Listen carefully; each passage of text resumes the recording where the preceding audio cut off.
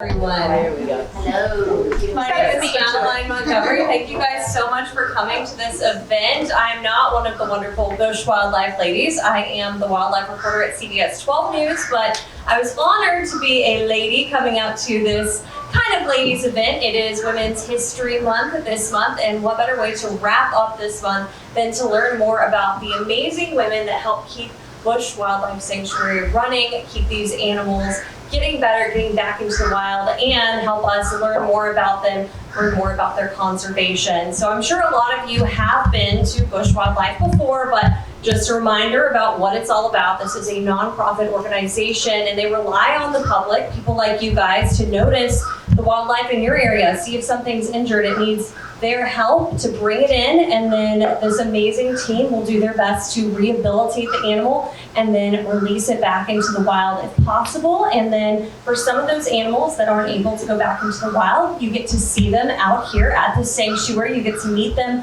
learn about different animal species here native to Florida, as well as learn about how to preserve them and preserve our amazing environment that we live in here. So a lot of cool things happening here. And the main point of today's event is to answer any questions you guys have, whether it's about the sanctuary itself, about specific animals, about any of these ladies, what they do here. And so we're gonna really need a lot of audience participation, which I'm not gonna do like the whole like, woo, say it louder, that kind of thing. That's annoying. So don't worry, we're not doing that, but I am gonna ask a few questions just to warm up. So raise your hand if you've been to Busch Wildlife before today. All right, looking good. Looks like almost everyone. And then raise your hand if you have ever called Busch Wildlife about an injured animal or brought in one. All right, that's awesome. And then, if you don't mind, raise your hand if you have donated to Busch Wildlife ever. All right, you guys are making this sanctuary run, so thank you so much. So you guys are already pretty much a part of how this works, and so you're going to meet the ladies who run this deal. And so who we're going to be hearing from today, we have Amy Kite. She's the executive director of this. We love it. We have Rebecca Reed. She's the education director here. Alyssa Bean, the animal care director here, and Dr. Heather Johnston, the medical director here. So we have a lot of ladies with a lot of knowledge. So how this is going to work is I'm going to introduce them, and then I'm going to let you guys raise your hand if you have a question for them. And I'm going to walk up with the microphone, and you can ask it just so we can learn. And they said, no question, it's too big. They may not have said that exactly, but I thought I'd throw that in there just to make things a little exciting, a little spicy. So we're going to start with the woman who pretty much bosses everyone around here, Miss Amy Kite. So she has been here. You will be surprised by her youthful glow, but she's been here almost 20 years. She's the executive director. She has been in the wildlife industry and working with animals and wildlife for over 25 years. She was working as the sanctuary's education director for 5 years before being promoted to animal care director and then executive director in 2017. Before coming to the sanctuary, Amy served as Palm Beach County's wildlife officer and holds multiple certifications, including Florida Animal Control Officer, chemical capture, and is internationally certified wildlife rehabilitator. Ms. Kite has degrees in both psychology and veterinary technology. So she is pretty experienced, pretty knowledgeable, and especially knowledgeable when it comes to the sanctuary here. So I'm going to kick off the questions with, I think, a pretty easy one, just for you, Amy, and since you've been here a while especially, what would you say the best part of being involved in the Busch Wildlife Sanctuary is, and then what's the most challenging part of being in this community? Oh, goodness. All right, let's hard-hitting first. I think one of the best things, or one of the things that I really appreciate, and I think it's going to sound odd, but it keeps me sane, is you never know what the day is going to bring. I'm not the kind of person, I really don't enjoy just sitting behind a desk or sitting in a cubicle or doing something that's very repetitive. So I love when I hear there's like an alligator in the parking lot that we've got to help move. Probably poor Alyssa or Rebecca can tell you, like, if I hear something cool sounding is going on, like, hey, can somebody come over to water birds? Like, why? What's going on? What are we doing? Can I help? What do you need?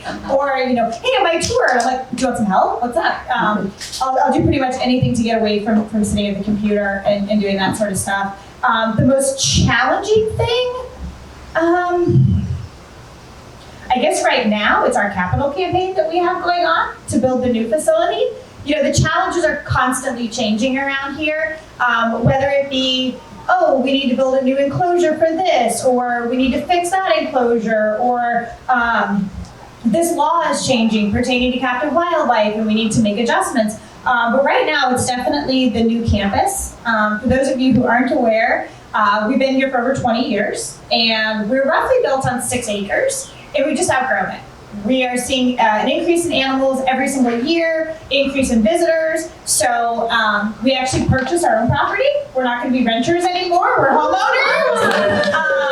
So it's a little over 19 acres, but it's only about 5 miles west of here. So it's still right in your backyard, right here in Jupiter. But it's quite the adventure, trying to figure out how to take raw land and develop it into what's going to be the new Busch Wildlife Sanctuary. So it's just, kind of overwhelming. And when do we get to visit there? Let's see, from today, it is 356 days. And that's when our current agreement is up here. I'll be honest, not sure our doors are going to be open on day 1, but we will have the animals moved and we will have our hospital up and running. And then it might take us a little longer. Of course, nobody could anticipate the effects of this global pandemic and how far-reaching it is. And so everything has taken more time. From the permitting process to buying certain things like lumber and trusses. And of course, we have some odd needs. When you're trying to move bears and panthers and rattlesnakes, things become a little bit more difficult as well. So it's going to be quite the adventure, but I think it's going to be quite the payoff. All right, thank you. And again, this is Amy Kite. She is the executive director here. So no clocks yet. She was great, but I want to hear more questions for Amy. So who would like to ask her something? Yes, ma'am. Bring the microphone. I know it's high pressure. I'm sorry. And hold it close to your mouth, Fairly. Hi. All right. As far as moving the animals, when it comes to, because I've moved big cats at some point, I assume you guys are gonna put them to sleep, put them in a truck, move them to their new enclosure when it's time. Hopefully. Okay. Yeah. No. So really, I can't. This is kind of the number one question we get about moving the animals. And the funny thing is, for me at least, that's almost the easiest part. Getting the building permits is really difficult because people don't understand exactly what we're doing. Getting the items is very expensive, and that's very hard to fundraise for. But we've got our staff here, and I've really got to give it to Alyssa, our animal care director, and her team. They're doing things that, in my opinion, are just absolutely incredible. Our bears and our panther, Tamala, they're already injection trained. So they get injections regularly during every single week, and they'll come up and willingly take a shot. That sounded weird. Willingly take an injection. Now, and we've actually had to do this when Tamala broke his canine and he had to go see Dr. Heather over at Harmony Animal Hospital. He was anesthetized in a matter of minutes, thanks to the training that they've already been doing with them. They're working on our otters getting injection trained, our foxes getting injection trained. The meanest bobcat we have here, okay, Jessie, she's evil. She's our oldest, she's allowed. Jessie. Yes, Jessie. Now that she's older, they call her Jessica. Like she's sweeter now. I'm like, no. But we had to. She's matured out of her. Yeah. Whatever. But anyway, she was off her diet for a few days, and Alyssa says, "Okay, well, Dr. Heather wants to get X-rays and blood work on her and see what's going on." And I'm like, "Oh God, this is gonna suck." And Alyssa's like, "No, we're good. I just need an egg and a back scratcher." Okay, goes out there, starts scratching her, hands her the egg. I was able to just hand inject her in a matter of 30 seconds? Yeah. Seconds. And we had her anesthetized, over for x-rays and blood work, and back out in her enclosure, fully recovered in less than an hour. And that's hopefully what's going to happen when we're moving these animals to the new location. I had to laugh because one of our great keepers, Risa, she goes, "Okay, so how are we going to move the bears?" I'm like, "Dude, you're one of the people training the bears." And she's like, no. Once they're asleep, who's going to pick them up? And I'm like, oh, yeah. So we got this awesome landscape company, and they have a crane thing that you use to pull up root balls, and and they've actually donated that to us for when the time comes. So we'll use that, we'll put them in, obviously they'll be anesthetized, they'll be in a container, and then they've offered that and the use of their landscape trucks that can be lowered into it. Yeah. I'm hoping we can maybe do it at night. And maybe with a police escort. Especially just want to make sure the bears don't wake up. But so that is the plan. It's already been in place for a long time. So that I'm looking forward to those days versus meeting with the county. And if anybody's from the county, my apologies. We love you. Move along. Yeah, exactly. Let's go. All right, who else has a question for Amy? Uh-oh. I know her. Sadly, you do. I do. Hi. Do you have to bring anything from the current environment that they're in over there so that they smell the same smells? In other words, any of the structures that have been built, particularly in the bear category or the bobcat category? For the bobcat category, yeah. Well, Jesse will be there yelling at all of us, I'm sure. Hopefully, we're going to repurpose as much as we can from over here. When it comes to smells, we can use things, and again, Melissa might be better to answer this when it comes to, or Dr. Heather, when it comes to their olfactory senses and what can help calm them. It's funny, we actually have some like crappy perfumes that we use in the enclosures. Especially the bobcats, they love those, the Britney Spears ones. I have a really nice cologne you don't want. Send them our way. The bears love it. Oh, wow. So things like that obviously will be easy for us to transplant. We're hoping approximately 30% of what's on site here will be able to take with us. But it is going to be a logistical nightmare. Like we want to repurpose the doors from the panther habitat. That means you got to move some doors, but not the cat, and keep him contained, and then move the bears, and then it's going to be fun. All right, you guys. So we're gonna circle back to where you guys can ask anyone anything at the end. But for now, we are going to move on to Rebecca Reed, and Ms. Reed is the education director here. She has a degree in biological sciences from FAU, a certificate in geographic information systems, and is a Florida master naturalist, which just sounds super fancy. And she's been involved with Busch for many years and has been the education director at Busch Wildlife Sanctuary here since 2016. So she is the one going out and teaching people about the amazing animals here, as well as teaching them all about conservation in Florida. And so for you, my first question would be, what is a big takeaway that you want to leave with people when you're either, talking to a bunch of little kids, talking to adults? What's something you really hope that they take with them after visiting Busch? Okay, that's a very weighted question. With the little kids, one thing, just anything that I said during the presentation. Whether it's like bears are black, yay, that's great. But I think what I really want to hit home when it comes to my education programs is, oh gosh, if you learn about these animals, you will love these animals, and then you'll want to help the animals. So that's kind of my hit home. You care about them and you want to help them, and that's pretty much it. Yeah. What is your weirdest animal fact that you share with these kids and people? How about a fun one? So the little horns on a great horned owl's head, they're not horns, they're feathers, you know that. They're called plumicorns, which I think is really fun. I think that's adorable. All right, who else has a question for Ms. Reed? Any random animal facts? I think she's going to be your girl, so she is answering probably all kinds of weird questions out from little kids and whatnot.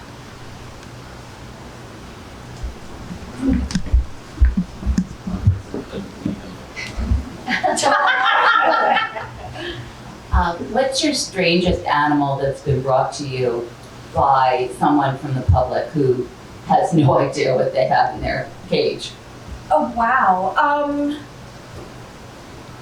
Probably Kevin, the African crowned crane. We had, what was he, running around Jupiter Farms for weeks? Oh, months. Months. And they kept calling us and asking us to come out to get him. And then eventually, I don't even know how we got him. Kevin was running around, and if you saw the movie Up, He makes it sound like Kevin. You can't hear me? I know. Well, she's yelling at me. Seriously. Anyway, he was running around there for weeks. Obviously, somebody's escape pet, but nobody's going to claim him because they probably had him illegally. And so we gave him the nickname of Kevin, and we went out so many times, and you could literally get like right there, and you're like, oh! His toe would graze your hand as he flew over your head, and so finally a guy's like, oh, he's in my garage. Like, can you shut the door? And do you have anything nice in your garage? Because like this bird will destroy it. And we shut the bird in there, and we were able to go get Kevin. And sorry, I always monopolize talk. Funny thing is, we actually traded Kevin, a kinkajou, and Frosty the pelican for Tamala, our mountain lion. No, not trash can. It was, the one that was found in the Home Depot Garden Center. Yeah. But yeah, we actually, another facility was able to give Kevin a home, and they were the facility that had Tamala. And so we traded, if you will. All totally legal, but it just worked out better for the animals to get everybody where they needed to be. All right, another question I have for you is, what are some of the programs that you guys do here? You know, maybe someone is a teacher, maybe someone is bringing their grandkids in town. What are some of the things you guys do to make sure that you're getting a direct experience and, you know, really making sure people get the best experience possible when they visit the sanctuary? Sure, awesome. Right up my alley. I like that question. So we offer a variety of daily public programs here at the sanctuary, which are open to just visitors that come through. So every weekday, Monday through Friday, we do a wildlife encounters here in our amphitheater at 3 o'clock. We do a Hunters of the Skies program, Reptiles Rules. We do a lot of different programs just for people that are visiting. We also offer tours here at the sanctuary for school groups, lots of tours, homeschools, moms groups, anything, you know, you want to take a walk around the sanctuary and you want a little bit more of an in-depth like learning experience, please hit me up. And then we also do outreach programs as well. So we go out to schools, we go out to retirement homes, retirement communities, lots of different places, and especially right now we're booking for summer camps, and there's a lot of summer camps that we're going to, and they're coming to us, which is a lot of fun. And then this evening, actually, we're doing a special program on coyotes. Oh, I'm sorry, tomorrow evening, yes. I don't know what day it is. Where am I? Tomorrow evening at 6 p.m., we're doing a Zoom coyote presentation with Angeline Barker from FWC. So if anyone is interested in learning about coyotes, I know that with the population of Florida increasing by like 1,000 people a day, it is kind of animals and wildlife and humans are kind of butting up against each other more so than ever. So coyotes are one of those animals that people are running into more often. So if you are interested, you can go to our website and actually sign up, or our Facebook page and sign up. And I'm going to be totally nerding out over it. So I hope you are, and I hope to see you all there. All right, I'm gonna see if anyone else has another question for Ms. Rebecca. Okay.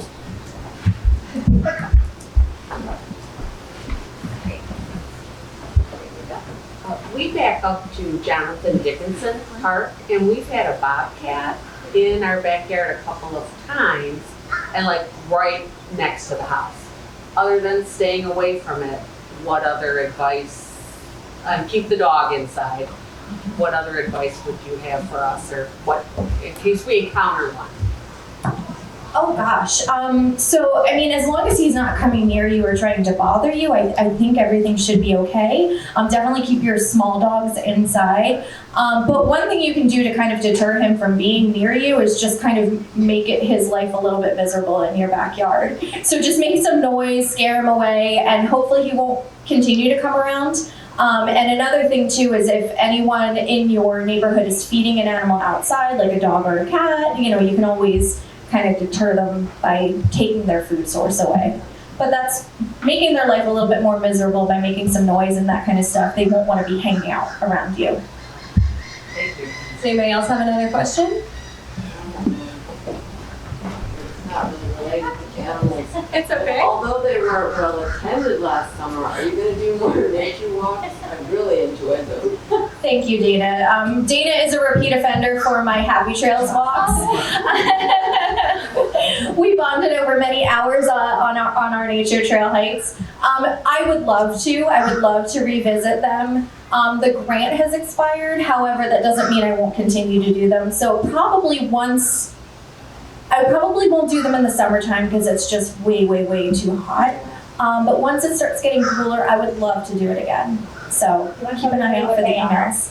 Yeah, so our Happy Trails walks were hosted by or funded through Healthier Jupiter. It was a grant that we received where we go out to our natural areas that we have adopted. And we just kind of went out, and instead of just coming to the sanctuary and walking the trails here, we went out into actual nature and did some walks through, Jupiter, I can't even think of all of them, yeah. Jupiter Flatwoods, Cypress Creek, and then the one, yes, and then there's a couple of wetlands, Pine Glades, yeah. So a bunch of different of our natural areas. Thank you, Amy. I was just at the county this morning trying to pitch for permits. So. She knows what, six or seven eight natural areas now that we have adopted. So we go out to a bunch of the different natural areas, and I tried to switch it up a little bit where we would go to one this week and another one. Some of them are smaller than others, so Cypress Creek is a really nice long walk. Jupiter Flatwoods is like a 5-minute walk. So hopefully we'll be able to reintroduce that once it gets cooler, and I usually do them on weekday mornings. I think it was like a Wednesday morning, and then I also tried to do Saturday mornings to invite some other folks that otherwise wouldn't be able to do it during the week. So keep an eye out for those. Anybody else have another question? I was going to ask one more with education. This is something I'm passionate about, and I'm sure you are too. A lot of times when people move to Florida, they're maybe meeting animals they haven't before. You were talking about a bobcat. We have alligators, we have snakes, we have lizards. We have a lot of animals that people don't know or maybe seen, in movies shown in a scary light. Can you talk about how education and learning more about these animals can actually not only make people feel safer, but also protect those animals from, either being hunted or killed because somebody thought it was going to hurt them? Yeah. Sorry. So this is actually something we kind of talked about before the mics were on. We were talking about cottonmouths and water snakes. So just in general, learning about the animals, knowing that wild animals don't want to come near you. A true wild animal is going to stay away from you. If you come in contact with an animal, I don't even know exactly how to. There's so many different situations that you can run into with wild animals. But just keep in mind that they don't want anything to do with you. And if, unfortunately, it's an animal that wants to come up to you, there's probably something wrong with the animal, or maybe it's been a little bit too humanized at some point. I was researching about alligators the other day, and the majority of calls about nuisance alligators is not really a nuisance alligator. It's just that you see an alligator and you get scared. So don't jump to any conclusions when it comes to our wild animals. I would say just give them the space and the respect that they deserve, and they usually give it back. Thank you so much. All right, we are on to our next victim.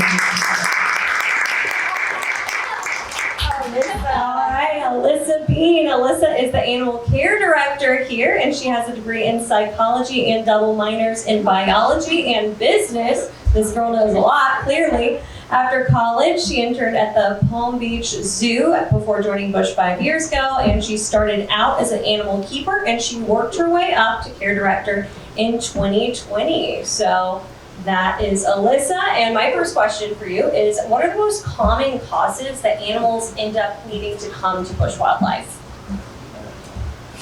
That might be a better question for Heather, but I would assume most of the reasons are that an animal is orphaned or it has an injury that prevents it from getting away from a human. That's usually the first sign that I think people see, is that, well, I can get right up to her. That's the first question we ask on the phone. Well, are you able to walk up to it? And if you can, that's typically not a good thing for the animal. So I would say most likely injuries or orphans. And can you talk a little bit about what you do in your position here? So no day is the same, that's for sure. So I am in charge of all of the keepers that work with the animals hands-on. So we are a small group for the animal care department. There's about 6 or 7 keepers and then myself. So some days I'm in a section helping out the keepers, helping out with training, helping out with enrichment or food prep, whatever it may be. Other days are at the computer, like Amy said, I try to avoid those days as much as possible. But just policy writing, updating diet sheets, medication forms, checking in with hospital to visit patients or whatever it may be. So it's a lot of bouncing around and coming up with new ideas, ways to improve. It's really important to stay open-minded in this field, I think, because once you get stuck in a way of thinking, that way of thinking might not work for certain animals or a specific animal or a certain species. So it's always just good to do research and just stay open-minded. And this job is fun. So, try to be creative throughout your day. Think of different things for the animals. They can't bring their own enrichment with them here. So it's our job to provide that for them. Does anybody have any questions? Anything about caring for the animals? All right. Hi, how do you enrich the big animals like the bears and the panthers? They are very fun to enrich. We have lots of things for them to do throughout the day. So to give you a little rundown, typically in the morning the keepers will go out, say hi to them, make sure they're happy and healthy in their bedrooms, and then we'll get their yards ready, and that's really the fun part. So we can scatter their diet around their exhibit, which would allow them to forage like they would do in the wild. We can hide it in boxes, we can hide it in balls, put it up high on trees so they have to go get it.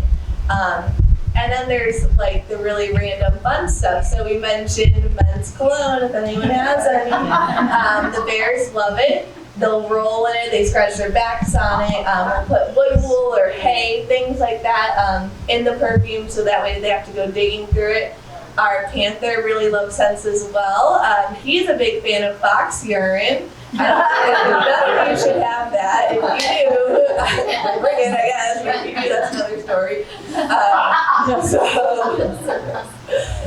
Well, we get, just to give you probably don't want to know this either, but our foxes, so you understand how we go about getting it, it's not weird, but the foxes urinate in their food bowls, and so we just get it with syringes. It's perfectly non-invasive, just to clear that up. We'll spray that around their enclosure. We actually just got something new for Tomla, our cougar, where we can hang things from the top of his roof. So we'll have a ball hanging, and then we'll put his meat chunks on there so he can go out and find those as well. So yeah, there's tons of different things that we can do for them. Painting, yes, we do. Animal paintings. So sometimes we just do them for enrichment for the animals. We'll sell them in the gift shop, and you can also actually do an animal painting experience yourself. And it's really neat. So what we'll do, especially with the bigger guys, this is how it works, so you can't go in with them. So we'll slide them over to a different bedroom. We'll pick out some really fun colored paints and colors that we think they'll really enjoy. And we'll put a canvas down and spread the paint around the canvas. So that's enriching to them because it's a different color, it's a different texture on their feet. Some of the bobcats don't like to get their feet wet, they'll shake it off and walk away. But Tamala and some of our bobcats are really good at that. And then we'll target train them. So target training is like the first step to train an animal. You can't do anything unless it's willing to come over to you, right? So we'll ask them to target their nose with this target stick, and we'll give them a reward, and we'll ask them to walk a little bit across the paint and the canvas, ask them to target again, give them a reward, and by doing that, they're actually getting their feet all over the canvases, so they make these really pretty paintings. We actually just did some really awesome ones from the bears and the panthers yesterday, so if you go through the gift shop on your way out, check them out. They're like spring colors. Yeah, what do you guys do with these paintings when they're done with their masterpieces? So we typically will give them to the gift shop to sell.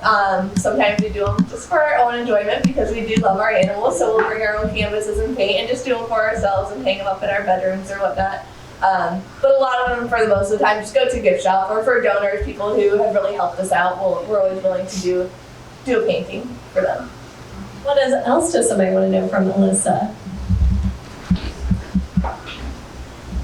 What's the best time of day to visit when they're active and like in the morning when you're just getting them ready for the day? Usually they're sleeping. Yes. A lot of the bigger animals are big sleepers, so I would say the best time to visit is probably right when we open, because that is when they're typically getting out on exhibit or when they're starting to get their breakfast, and that's when they're going to be the most active. If you don't come in the morning and you come in the afternoon, they do get a little bit sleepier throughout the day. Also, when we in the evening, they're a little bit more active because most of our animals, at least for the mammals, get fed in the morning and in the evening before we bring them in. So it just depends on your schedule. I would say in the morning we open at 10 o'clock, so if you can get here right at 10, that's usually when everyone's out on exhibit and searching for their food. And then also in the evening we do close at 4:30, so around 4 o'clock we start feeding everyone out. We got a question back here. Hi, is a lot of your food donated or do you purchase the food for the animals?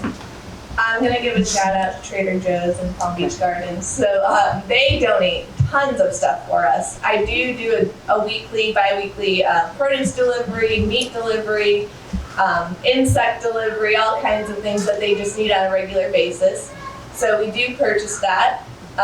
However, people do offer to donate things to us as well. So in the last couple of years, Trader Joe's has been giving us they eat better than I do, like the best food. We just actually got $400 or $500 donated in fillets and salmon and tilapia and pink lady apples and all these wonderful things. So they donations do really help us out because it just gives the animals something different to eat and see every day. However, I will say they're a little spoiled now. I don't know. Our bears, I don't know about you guys, but I don't like red delicious apples. But that's what our Gordon's order, our produce order is. It's just regular red delicious apples every day. And Trader Joe's has been giving us, like I said, the pink lady apples, the gala apples. So now if we hand some of our bears a little piece of red delicious, they'll just drop it. And they have a pink lady, and they're like, okay. So yeah, we do get donations, and I do my normal orders, but the donations really, it's fun. It's fun for the animals, and it's fun for the keepers to make new trays up for the guys. Great. What other questions do we have?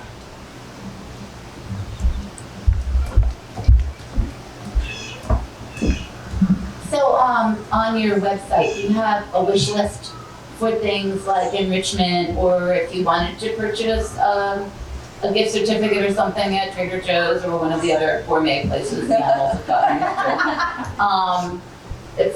for the general public, because I noticed that you have enrichment toys and things in the bird cages that are hanging there, but definitely get used. Yes. Yes, our parrots, I don't know if anyone is familiar with parrots or macaws, they are very destructive. So we're always looking for new parrot toys or bird toys. I do try to update as far as my end goes. We have an Amazon wish list, and I try to keep that updated as we go through things. So that way we always get different enrichment items, different food items, whatever it may be. Most recently, I just put on there some duck decoys and goose decoys, so that way Tomla can have a goose to hunt in his pool. Fenders, our panther and a couple of the other animals really love boat fenders or traffic cones. Why? I don't know, but they love them, and they love to shred them and play with them, and Tomla will drag it into his pool. So if anyone has any boat fenders laying around that you don't need anymore, we will gladly take them off your hands. But all of that is on our wish list. Sorry, got sidetracked. On Amazon, and I believe there's also a wish list on our website as well. And how do people find that on Amazon? Would it just okay, on the website. Okay, for anyone who wants to buy any toys for the babies here. Does anybody else have a question? I have a question. There you go. When you get young orphan animals, mammals, birds, how do you get them adapted to go back out in the wild?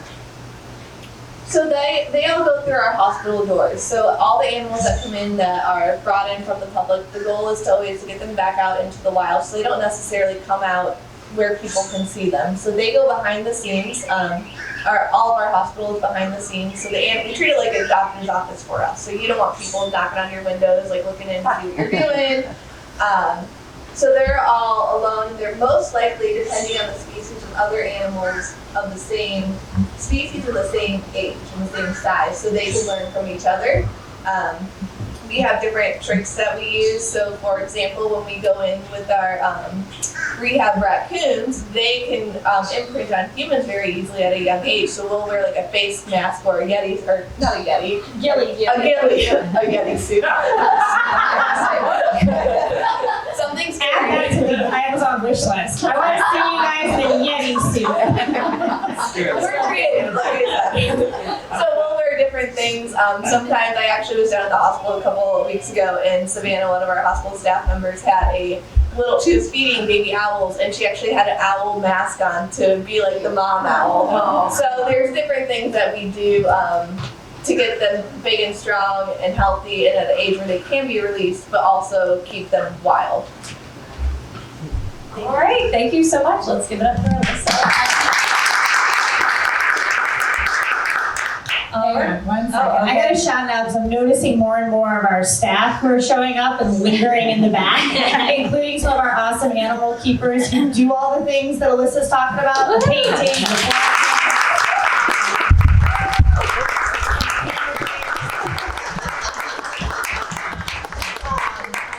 But it is kind of neat, and I just have to say this because we are celebrating, International Women's Month. Our staff is like 98% female.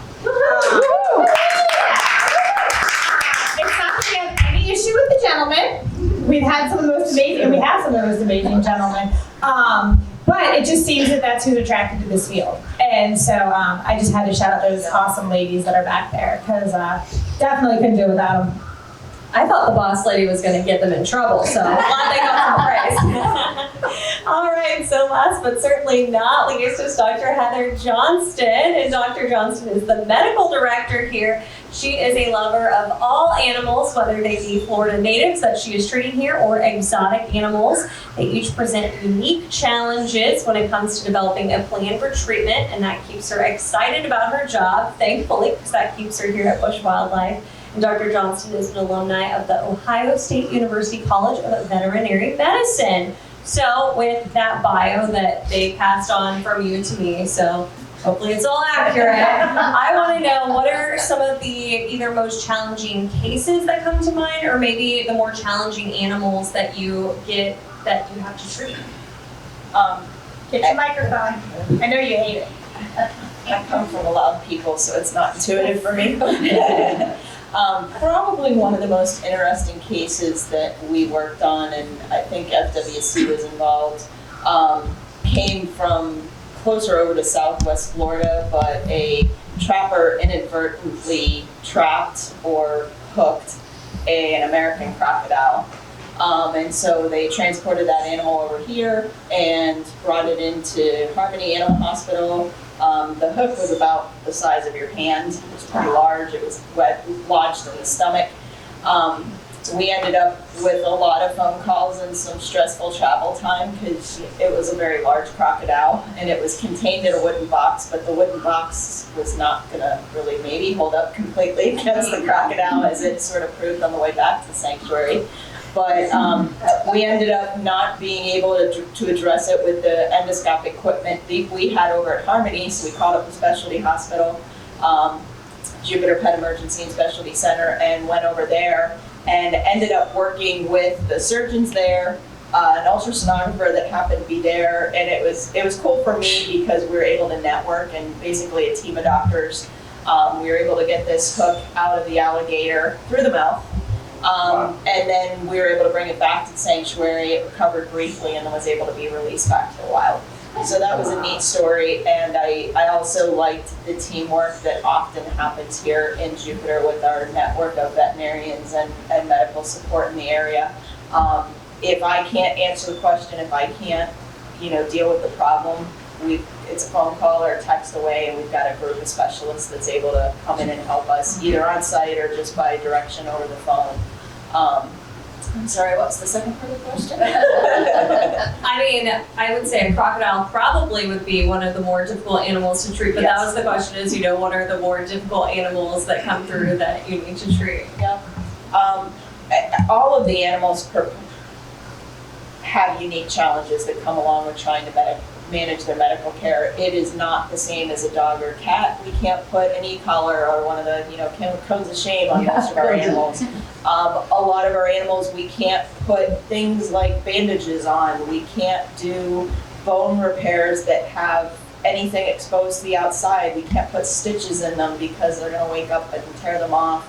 And so a lot of what we do on the medical side has a lot to do with the medical care that the animal needs, but also the individual species and the uniqueness that goes along with how that animal's gonna deal with captivity, with the injury and how likely that injury is to be repairable. All right, so who has questions for our vet up here?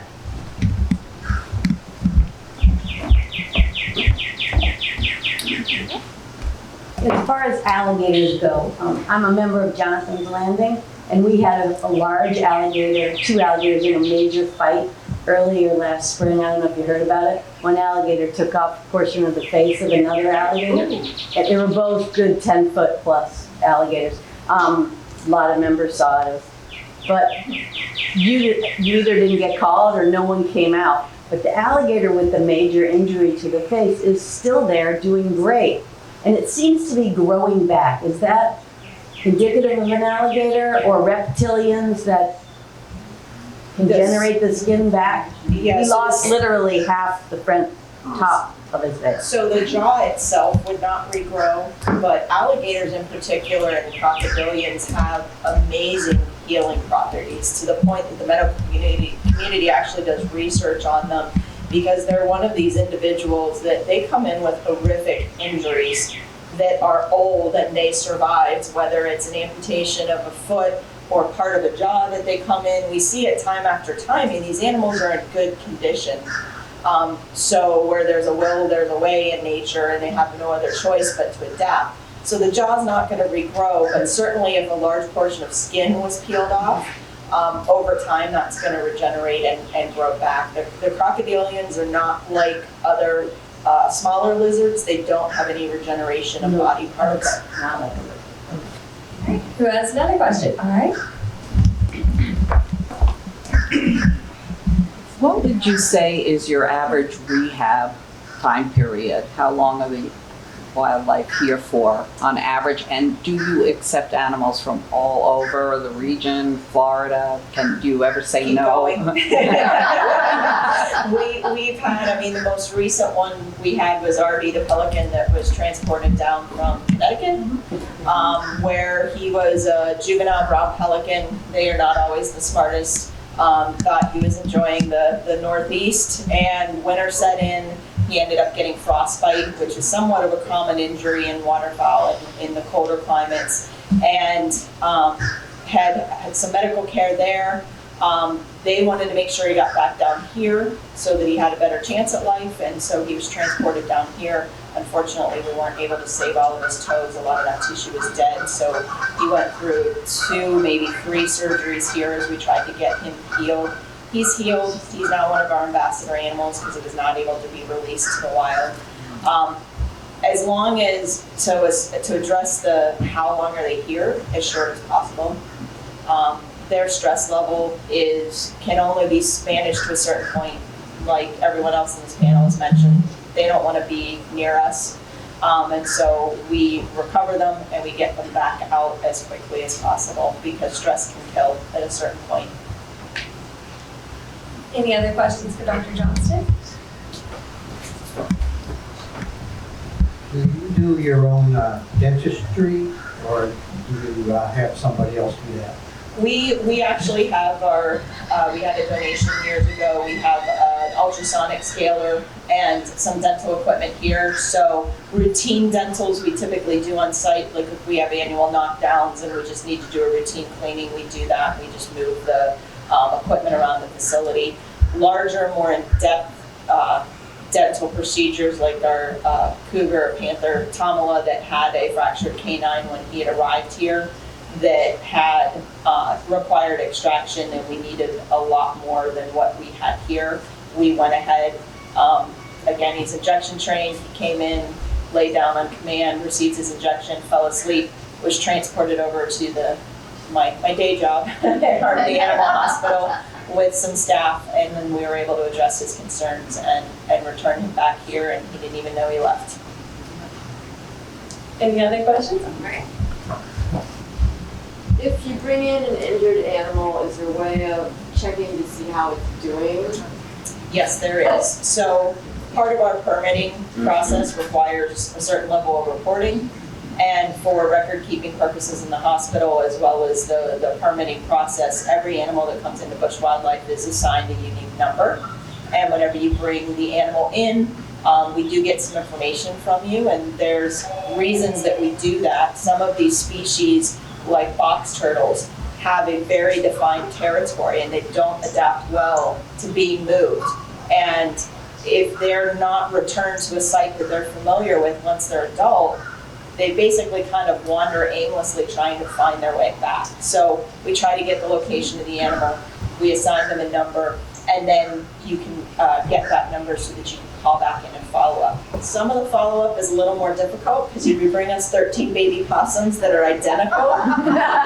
We do mark them. We use non-toxic nail polish so that we know who's getting medical care, but they like to take those things off and make themselves look as identical as possible. So, and I just have to tag on, I know Dr. Henderson, you can call. We prefer email if possible. Sorry. So we have that's okay. The calls just got to the point where the hospital staff is trying to feed 13 baby possums, and that's just one litter. And then the phone is ringing, and it's like, I don't have time to go stop and check. And we really do, we've got a wonderful core group of volunteers that help. But we really run on a skeleton staff. We want to try to keep our costs as low as possible, which means everybody stays as busy as possible.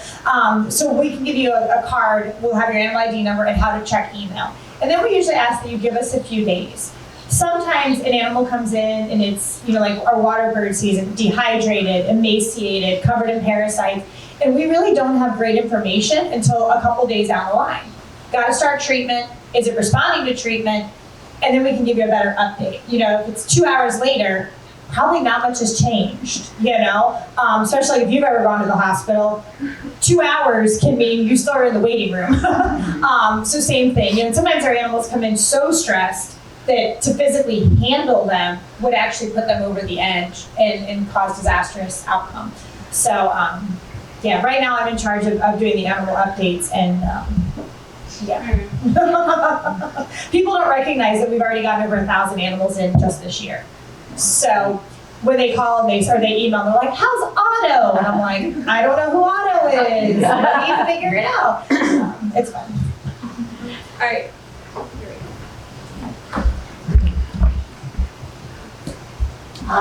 So I appreciate all of you women and all the work that you do. And as Amy said, there's 1,000 animals already this year, and we're only into March. So you get thousands a year, and you get a lot of people dropping them off. Business-wise, you don't ask them to pay for that. But on average, how much does it cost you to rehabilitate an animal? Because I think the public needs to know that you are providing that care. There is no bucket of the others that you can draw from. So, do you have an average? I think, again, it speaks to how long the animal is here, what is involved, and what are you counting in those costs, because it's not just hard costs like baby formula and laundry detergent and electric for the appliances to take care and keep them warm, but then it's also staff hours, the follow-up phone calls. There are so many different things that go into the rehabilitation process. It could be as simple as $50 if an animal comes in and we're just giving it a little bit of subcute fluids, and I'm talking about all the things I just mentioned. It was a hit by car that was very minor. Its eyesight checks out okay. There's no external injuries. It was just painful. We give it some pain meds. It sleeps here overnight. It's up and eating the next day, running around, wants nothing to do with us, and we get that animal right back out the door. Two, it could be as complicated as some of our migratory bird species that come through and have a fracture. That fracture is repaired, and unfortunately their migration window has closed. Maybe they need a second surgery, and then they end up having to stay here, say it happens in spring migration, the whole way till fall migration. or we have to arrange transport, but there's not really any idea to know where that animal came from. To the northern climates, maybe where it spends the summer. So it could be thousands of dollars depending on what we're talking about. I'm gonna piggyback again, I'm sorry. Just so everybody knows too, the way that our budget is structured, we actually have animal care kind of all encompassing, and that includes our animal ambassadors that our animal care department takes care of, and our hospital. And by far, that is the bulk of our budget. And on average, we get maybe $9 per animal that's dropped off to us. So even if you get 6,000 animals and you got $9 for every animal, because we'll just take the average. Some people are extremely generous. And then other people are like, I brought you the animal. Thanks. We are appreciative. However, it's like we just asked the most, unbelievable question ever. So when you average that out, that's like what, $54,000 a year. We're talking hundreds of thousands of dollars is what it takes to operate our hospital. So they definitely, they don't like it. Let's put it that way. Well, I think it's important for the public to know that, because you provide this service and you are unique in that way, because you are all encompassing. You rescue, you rehabilitate, you put back in the wild, you fix them, and then the ones that you can't, you keep here. And times the thousands and thousands that you get every year. You guys are like, you're like heroes that are kind of flying under the radar. People come here, they see this fabulous facility, and they think, oh, everything's hunky-dory. So we are very proud of you. Yes, she is a winner. Thank you, Ms. Benny. We have only a few minutes left in the panel, so I want to open it up to anyone you want to ask a question of. All right. Amy, you might address who else is in the business in terms of talking earlier about the fact that more encouragement was mandated, more people coming in and building and so forth. How about other providers? That environment has changed too, right? Oh, talk about other facilities that Yes. we used to have that we don't anymore? Yeah, absolutely. So, as Madeline told you earlier, I've been around this for quite some time now. I used to work for an organization called Ocean Impact Foundation, which then became Folk Peterson Wildlife Care Center, which then unfortunately had to shut its doors due to lack of funding. And if you guys ever, Big Dog Ranch does a great job. They used to be out on Acme Road. That used to be the old Folk Peterson back in the day before Big Dog moved in. You also have a wonderful facility with South Florida Wildlife Care Center down in Fort Lauderdale. For well over a decade, I would say. They were partners with the Humane Society of the United States, and they did receive funding, which allowed them to really expand their capabilities. And approximately 2 years ago, that partnership broke apart. And so a lot of the animals that would normally have the ability to go down there are no longer able to. So those animals automatically come up here to us. You got McCarthy's Wildlife, another fabulous local organization. They don't seem to do the same volume of rehabilitation that we do. And they focus primarily, in the Western community. You've got Treasure Coast Wildlife, which is just north of us, but by far, in Palm Beach County, at least I'll say, we take in the majority of the wildlife. South Florida gets, I think, like 6,000 or so as well. So they're kind of comparable, but they try to stick down in Broward County. It's definitely different. It's very, very different. And yeah, I mean, the thing to me that it's just so interesting is in the past 3 years, we've seen a 25% increase in the number of animals that we've taken in. And part of that is just the environment's changing, more people moving here, definitely. But then part of it, if I'm being fully honest and transparent, part of it is like, oh my gosh, I feel like we do so much education, but obviously we need to do more because the animal, and that's part of the impotence for this new sanctuary where we can welcome more people and we can have more focus on other things. I think we've done a great job teaching about animals, but there are environmental issues that face us. I'm not trying to get political, but just water quality, habitat loss, things that it's happening. And having the facility to open up and be able to try to address that and expand our programming even more is just really exciting. Other questions for anyone on the panel?